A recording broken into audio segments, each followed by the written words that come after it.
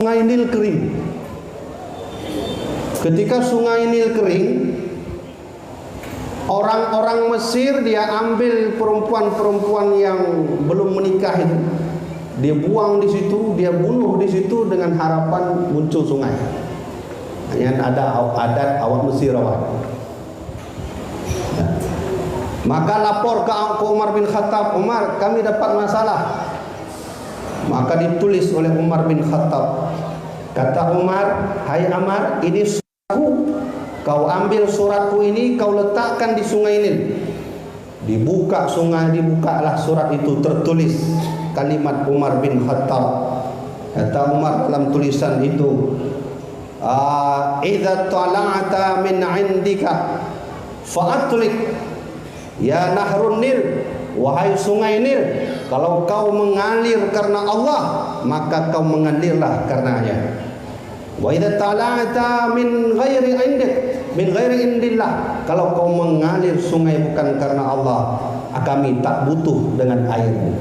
Ditulis surat Umar bin Khattab kudu bak sungai ini ipo laju ia. Dari ide teruk ia menanda mukjizat Umar bin Khattab. Syam sudah masuk Islam, Yaman sudah masuk Islam, kemudian Persia sudah ada Islam, kemudian Cina sudah masuk Islam, dan pusat peradaban Islam itu terjadi tahun 711 Masehi.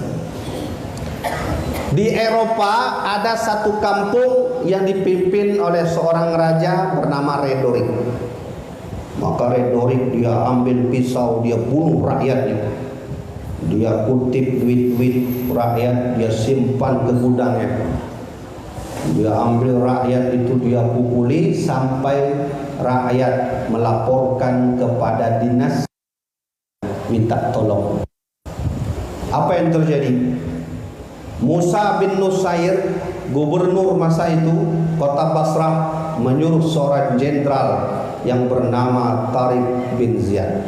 Nah, ini kita akan lihat nanti cikal bakal peradaban Islam masuk ke tanah Eropa.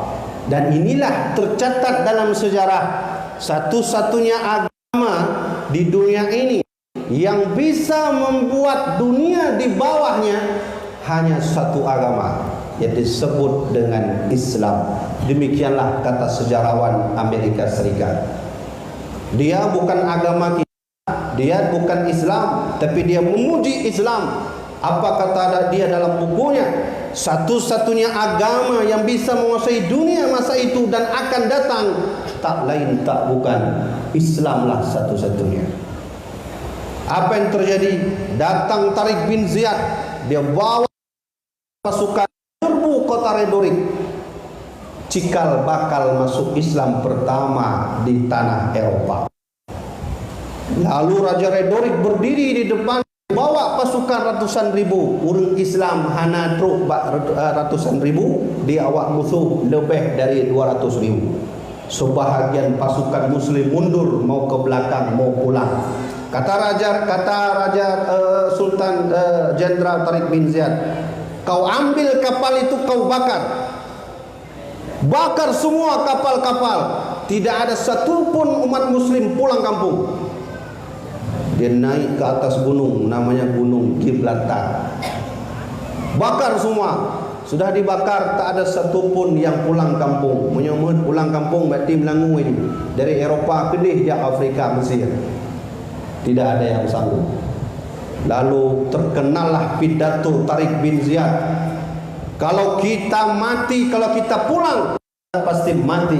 Tapi kalau kita maju, kita juga akan mati. Bedanya, kalau kita pulang, kita mati konyol. Kalau kita maju ke depan, kita akan mati dalam fisabilillah. Allahu Akbar. Semua ucapkan. Singkat cerita, tunggu-tunggu sekalian, ini rahmati oleh Allah. Inilah cikal bakal nanti Islam masuk ke tanah Eropa, yang saat itu muncullah ilmu Islam yang ilmunya tidak bisa dibandingkan dengan ilmuwan barat. Siapa? Ibn Sina, ahli kedokteran yang menciptakan alat kehamilan. Dia bisa mencabut itu alatnya, itu bayi. Itu ada alatnya dari beliau, Ibnu Sina. Kemudian siapa lagi ilmuwan terkenal dari Andalusia, Al-Khawarizmi, yang hari ini nilai matematikanya itu ilmuwan matematika yang pertama kali menciptakan angka 0. Jadi orangnya muyong kitanya kalau angka 1, 2, 5, maka angka 0 itu adalah ciptaan daripada Al-Khawarizmi. Siapa dia? Dia ilmuwan dari Andalusia. Siapa lagi? Di antaranya adalah Imam Ibnu Rus yang menciptakan kompas pertama kali, yang menciptakan globe, namufum globe. Globe yang bola dunia ya, globe punya bahasa ini. Punya bahasa Inggeris kan globe. Tidaknya kata baca mendung globe. Yang mana? Yang mana? Itu dari Ibnu Rus. Kompas dari dia. Nah, maka saat itulah Islam menyebar masuk ke tanah Eropa, masuk ke Cordova, masuk ke Rusia. Islam masuk ke tanah Rusia, Islam masuk ke tanah Inggris, Islam masuk ke tanah Amerika. Bahkan ada salah seorang ilmuwan Perancis, sejarawan, dia pernah berkata, kalaulah Islam masa itu masuk ke Eropa, dia menguasai seluruh kota Perancis, bukan bahagian utara saja, sungguh Islam sudah jadi agama satu-satunya menguasai dunia. Siapa yang bisa bantah saat itu? Politik Islam sangat kuat, tidak sesuatu pun yang bisa menguasainya kecuali Islam. Ekonomi Islam pada tahun 711, 800 tahun Islam ada di Eropa, tidak ada satupun orang yang bisa mengganggu orang-orang Islam. Politiknya kuat, ekonominya kaya, kekuatannya melimpah, harta-hartanya juga melimpah. Tidak ada nilai selain masa itu, Islamlah yang paling terkuat. Maka kita alhamdulillah punya masa di mana Islam saat itu menjadi agama terkuat di dunia dalam segala lini. Pertanyaan besarnya, bagaimana Islam masuk ke tanah Aceh? Hanya yang menjadi pembahasan kita selama 20 menit ke depan. Watik jaan. Islam masuk ke tanah ini menurut sejarawan dalam buku Aceh Sepanjang Abad, masuk ke tanah ini itu pada era kerajaan pertama, kerajaan Perlak. Walaupun itu dalam pembahasan kerajaan Lamuri dia nyandong. Ilun tuan bat sapoh mazha ilun jak dakwah di Riau. Watelowo dari Riau, katua lentuan na sabuh kubu di atu gunung di daerah Barus. Menyo kita nyoino Portemeruhum kan Portemeruhum nyan kubu di atu gunung. Ukuran metai gede dan terlong nyan jadi 2 kilo itu badan. Ideh di Barus na kubu tidra ulama yang kajamuntat. Dan lun balun tepur ternyata kuburannya adalah cucu sahabat Nabi yang bernama Muaz bin Jabal, namanya Syekh Rukunuddin. Kalau kita lihat catatan sejarah, kalau begitu dulu Sa'ad bin Abi Waqqas itu pernah masuk, ternyata singgah di tanah Aceh sebelum beliau berangkat ke Cina. Nah, sebuah buku dan baca yang dihadiahkan oleh orang Malaysia kepada almarhum Abu Ya Alun ubenya waktu baik. Hana sengaja alun buka-buka dehlah sebuah hadis. Wallahu alam hadis ini betul atau tidak, saya baca kata Nabi Muhammad, suatu saat nanti kalau engkau bertemu dengan nama daerah Samudra, kau kirimkanlah pasukan ke sana, kau sebarkan Islam, karena di sana banyak wali-waliku dan ulama-ulamaku. Wallahu alam hadisnya sahih atau hana tupu, tapi menyatakan fakta sejarah daerah yang paling wali yang di negara Indonesia adalah termasuk dari Aceh. Pakon menang karena wali songo yang pertama Syarif Malik Ibrahim nyan bun kena di Aceh pada masa Kesultanan Samudra Pasai. Nah, kita akan jelaskan sedikit sampai nanti ke masa Iskandar Muda. Maka Sultan pertama kerajaan Perlak, tengku-tengku sekalian, nyan adalah bersuku Quraisy. Jadi urang Arab wadai jak kedih Cina, urang Arab singgah hino di Aceh sehingga mukawin dengan urang Aceh. Nyan urang Arab nyan adalah suku Quraisy. Lahirlah hidroan bernama Sayyid Abdul Aziz Shah. Yang bambannya ban mentemai kubu beliau daerah Perlak. Perlak Kedih Daun. Nyana jamaah lunduan yang alhamdulillah ban mentemai kubu beliau yaitu Sayyid Abdul Aziz Shah. Itu raja pertama kerajaan Perlak bersuku Quraisy.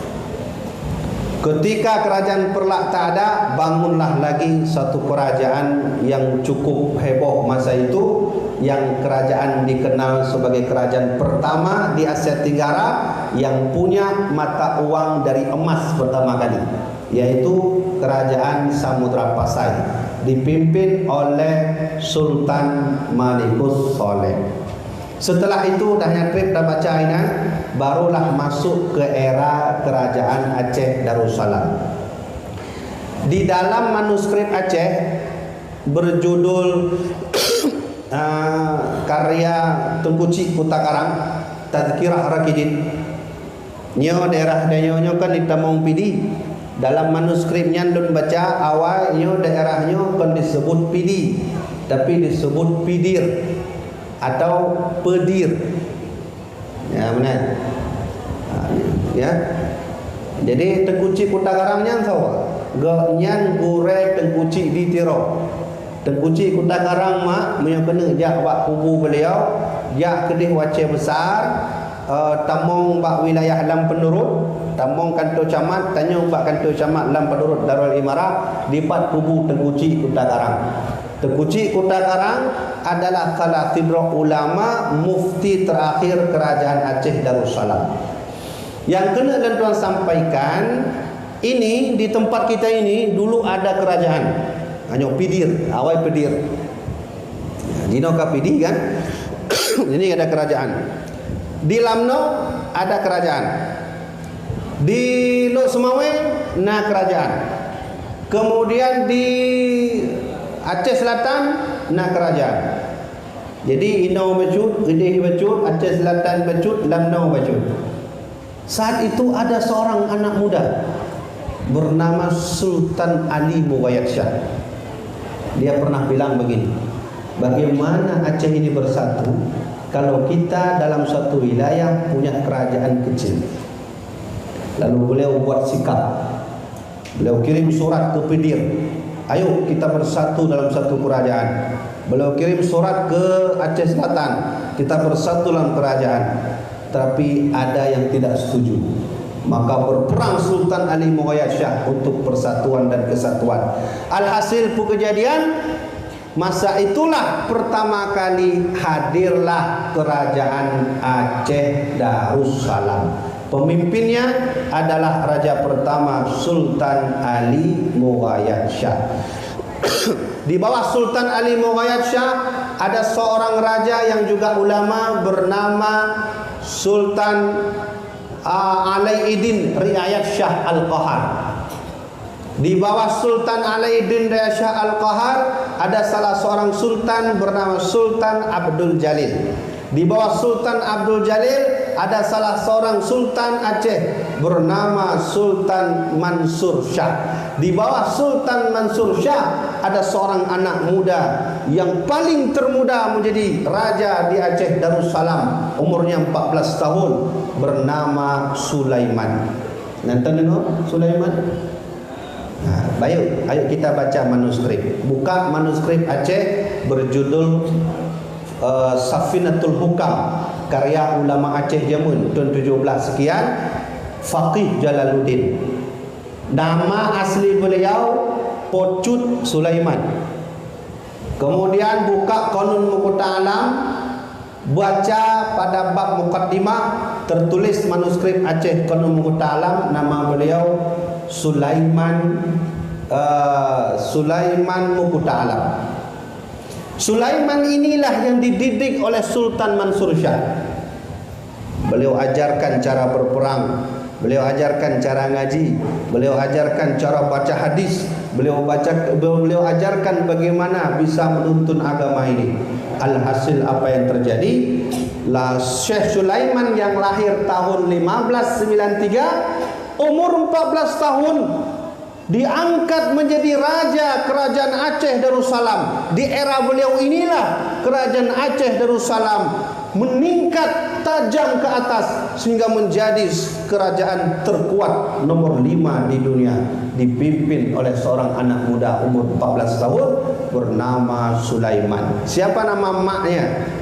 Nama maknya Umi Putri Ratnawangsa. Putri Ratnawangsa, ayahnya Sultan Ali Alaiddin Riayat Shah Saidul Mukammil, yang mana Al-Qahar, yang Saidul Mukammil. Saat menjadi raja tahun 1607 sampai 1636, barulah Syekh Sulaiman mengganti nama menjadi Al-Imam Al-Adil Sultan Iskandar Muda Mughta Alam. Ternyata yang selamanya Taturi Iskandar Muda, namanya asli bukan Iskandar Muda, tapi Sulaiman Mughta Alam. Ayo kita mau baca, mau lihat apa yang membuat Aceh ini bisa menjadi maju di bawah tangan Sultan Iskandar Muda. Dan ternyata jerodat, alhamdulillah, ilun baca manuskrip sistem dakwah Sultan Iskandar Muda sama seperti baginda Nabi baru sampai ke Madinah. Ayo kita mau baca.